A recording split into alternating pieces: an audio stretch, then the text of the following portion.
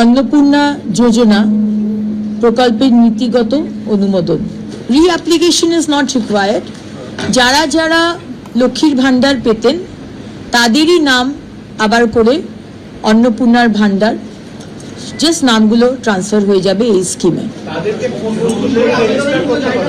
না, direct bank transfer হবে। এবং যারা পাননি, আমরা খুব শীঘ্রই একটি পোর্টাল শুরু করতে চলেছি, সেখানে তারা যারা পাননি এতদিন তারা অ্যাপ্লাই করবে।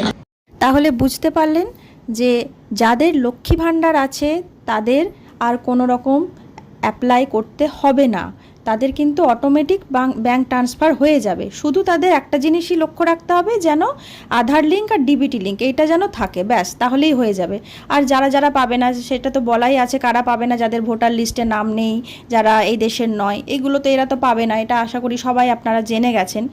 তো যারা লক্ষ্মী ভাণ্ডার পাচ্ছেন তারা অবশ্যই অন্নপূর্ণা ভাণ্ডার পাবেন, এটুকু ধরেই চলতে পারেন। তার সঙ্গে তো স্ট্যাটাস চেক করতেই পারবেন, এখন অন্নপূর্ণা ভাণ্ডারের পোর্টাল এসে গেছে, তো চিন্তার কিছু কারণ নেই। শুধু যারা নতুন, যাদের লক্ষ্মী ভাণ্ডার ছিল না, তারা অনলাইনে অ্যাপ্লাই করবেন, এটাই এখনও পর্যন্ত বলছেন।